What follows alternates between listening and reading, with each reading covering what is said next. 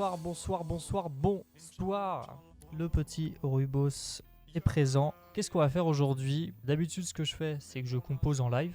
Les instrus que je compose en live sont bien, en général, sont toujours sympas. En tout cas, au moins, on rigole, mais c'est rarement des projets aboutis.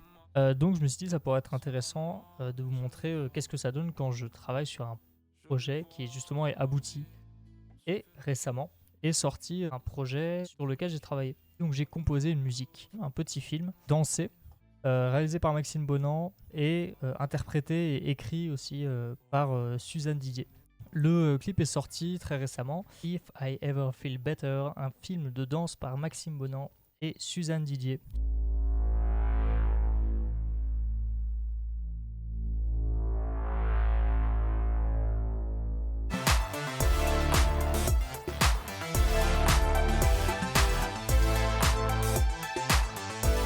Yes, yes, yes. Et là, on peut voir au générique, musique Marin Nemo. Moi, j'adore.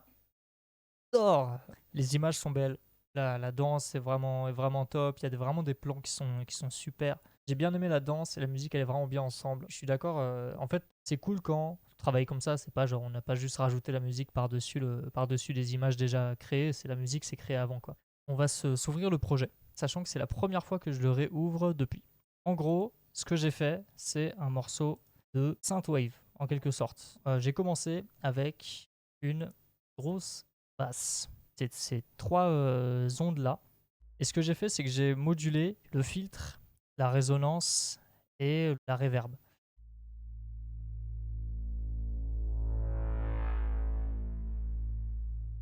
Ensuite, il y a une autre basse qui vient.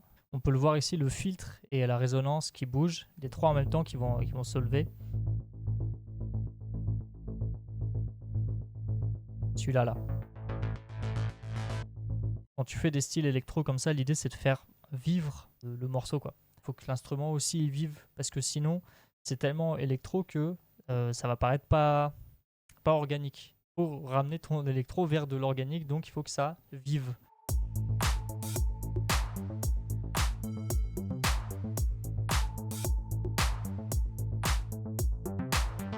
Donc là, il y a plusieurs choses qui se passent. Déjà, j'ai mis un petit son juste là.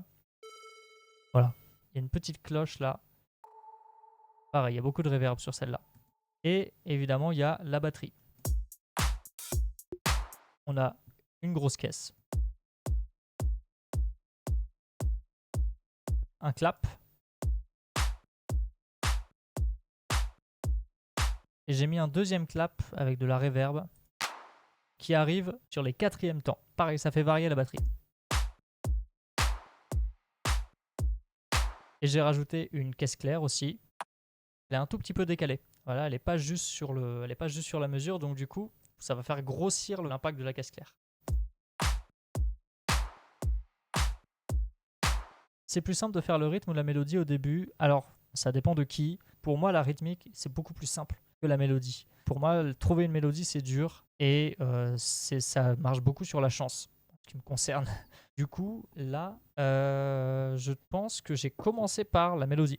En vrai, j'ai commencé par la basse. Et après, j'ai rajouté le rythme parce que je savais que le rythme, ça viendrait facilement. Mais je voulais d'abord trouver la mélodie avant de trouver le rythme. Parce que si tu fais le rythme avant, ça peut fonctionner, mais ça peut aussi t'enfermer dans un style. Ensuite, j'ai ces petits hi-hats, donc c'est les petits charlets.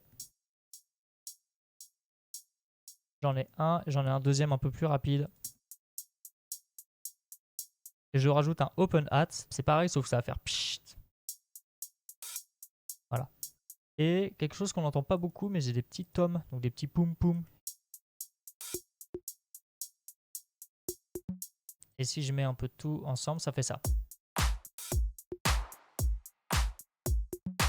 Et j'ai rajouté un sidechain sur la basse. Donc le sidechain, ça veut dire qu'à chaque fois que la grosse caisse va taper, le volume de la basse va baisser. Donc comme ça évite de trop mettre de fréquences graves parce que ça bousille un peu les oreilles. Ensuite, la basse, elle va faire quelque chose d'un peu différent. Au lieu de rester toujours sur la même note, elle va faire la suite d'accords. Donc c'est la suite d'accords du morceau. Donc c'est La, Sol, Ré, Sol.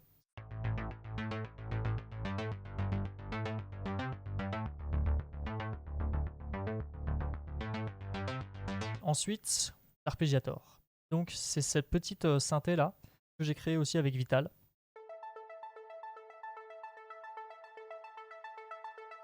La clé, c'est de faire vivre l'élément. En gros, j'ai mes 3 petits boutons ici là, le filtre et le decay aussi. Le decay, c'est la vitesse avec laquelle l'onde se coupe. Avec pas beaucoup de decay, ça fait pip, pip, pip. Avec beaucoup de decay, ça fait pip. On va jouer sur ça pour ouvrir, fermer, et on entend que le son vit beaucoup plus comme ça. Il a beaucoup plus de variations.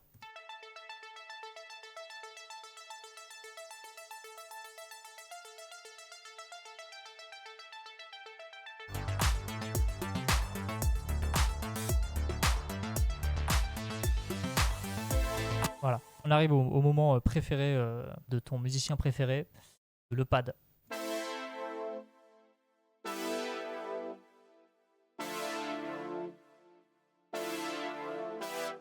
Pour créer un pad comme ça, c'est pas compliqué. C'est des saw waves, donc des ondes triangulaires comme ça. On lui met des voix. Vous allez voir que le son est beaucoup plus gros d'un coup. Voilà. On en met une deuxième comme ça qui va appuyer. Sauf que celle-là, elle va être très légèrement detune au niveau du tune juste là. Donc on rentre dans les termes très techniques là. Ici c'est à 0, là c'est à 10. Ça apporte en gros comme une mini variation, comme si c'était une fausse note. C'est pas une fausse note. Et je rajoute un bruit blanc. Et pour finir, dernière chose, je mets une enveloppe. Donc c'est celle-là qui est juste là. L'idée c'est que l'attaque ne vienne pas tout de suite. Si je mets pas d'attaque du tout, ça donne ça.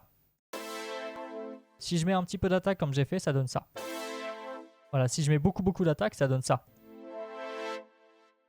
Donc ça nous donne notre pad.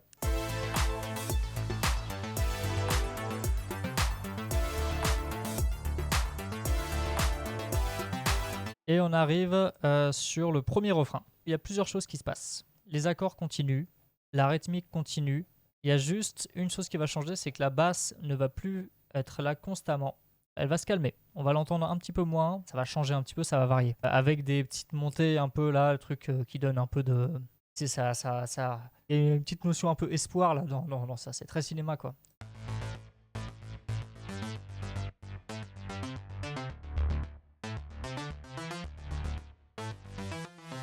Et la deuxième chose qui se passe, c'est l'apparition du lead principal. La petite mélodie un petit peu qui revient pour les refrains.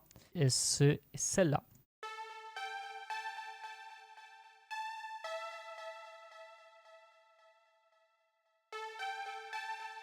C'est très simple à faire, donc je vais pas...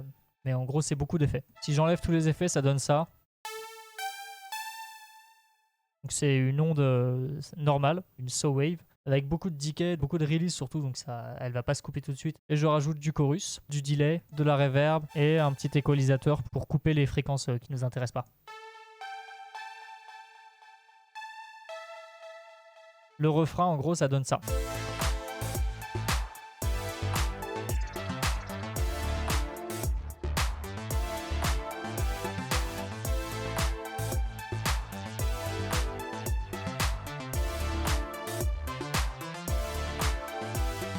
Donc on arrive sur le pont.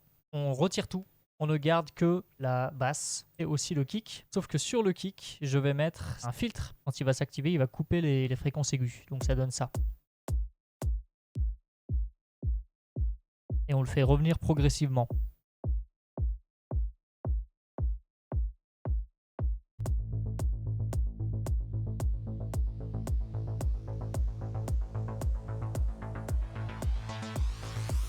Ok.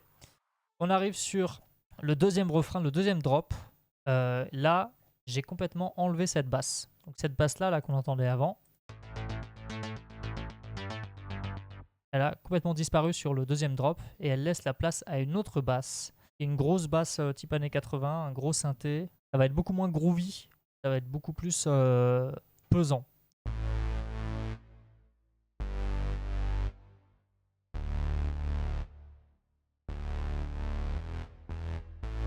Pas grand chose à dire sur cette basse, elle tape bien, mais c'est des ondes triangles avec une onde ronde ici pour faire la sub quoi. J'ai rajouté en plus de ça comme une nappe qui va venir accompagner les accords.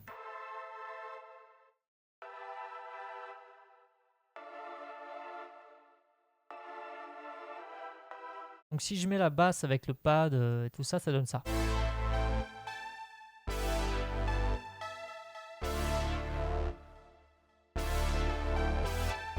Petit conseil de structure, les amis. J'ai coupé ici les volumes, les pistes, et j'ai mis un petit élément là. En gros, ça fait un petit trou d'air qui reprend juste derrière. Voilà. C'est des petites choses comme ça qui peuvent aider en gros à faire vivre le morceau. Et surtout, ça donne de l'impact. Ensuite, le deuxième drop est en 3 parties. Il y a cette première partie et la deuxième partie où on a le petit arpège qui revient. On arrive sur la troisième partie du deuxième drop. J'ai fait un petit truc de fifou. Est-ce que vous vous souvenez de la basse du début? Celle-là, là. Et ben, je l'ai ramenée. J'ai varié un petit peu la mélodie et surtout, je l'utilise plus comme une basse. J'ai rajouté des effets par rapport à tout à l'heure. C'est-à-dire que j'ai rajouté un équalisateur pour couper les basses. J'ai mis de la reverb et j'ai mis un autopan. Un autopan, ça va permettre de faire passer d'une oreille à l'autre. Là, si vous n'avez pas de casque, vous n'allez pas l'entendre, mais si vous avez des écouteurs ou un casque, vous allez l'entendre. En gros, la basse n'est plus une basse, ça devient un lead, comme un solo.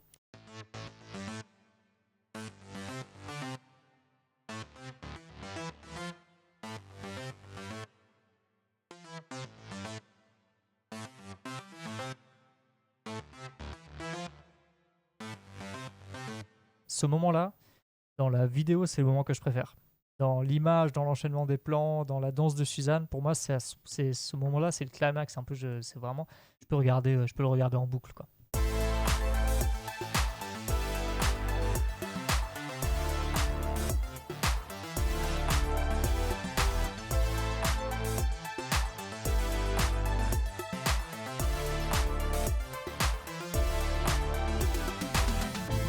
Voilà. Donc, on arrive sur la fin du morceau. Il y a un petit truc que j'ai rajouté dans les percussions qui n'était pas là avant. C'est ce petit roulement là. C'est des tomes, pas grand chose à dire dessus, juste c'est pour de la structure. Les percussions s'arrêtent après ça. Et là, on a juste le pad. Et il y a la même basse qu'il y avait en intro. Je l'ai remise à la fin parce que c'est elle qui va terminer le morceau.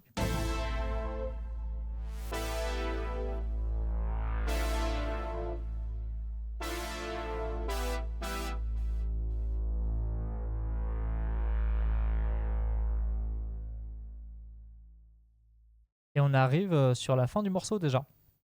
Merci à Suzanne Didier, a.k.a. la Suze, a.k.a. ma pote à la compote, de m'avoir contacté pour ce projet. Je me suis bien amusé à le faire, c'était vraiment très cool. Et en plus, c'est vraiment un style de musique que je compose pas beaucoup, mais que j'aime bien. Merci à Maxime Bolland de m'avoir fait confiance aussi. Et merci pour les travaux, bravo à vous deux. Suzanne, tu déchires, Maxime, trop fort. Chloé est la meilleure, tu connais. Et tout le reste de l'équipe que je ne connais pas. Dédicace à vous quand même, merci et bravo pour ce projet. Donc ouais, j'espère que ça vous a plu, que ce petit concept où je montre un petit peu comment je compose de la musique pour des projets un peu plus sérieux vous aura parlé, vous aura plu. Moi je trouve ça trop bien de faire partie de ce projet. Moi, ça me fait trop plaisir. C'est des trucs artistiques comme ça qui sont top et qui sont enrichissants. Donc voilà, passez une bonne soirée, des gros bisous à tous et à toutes, à la prochaine.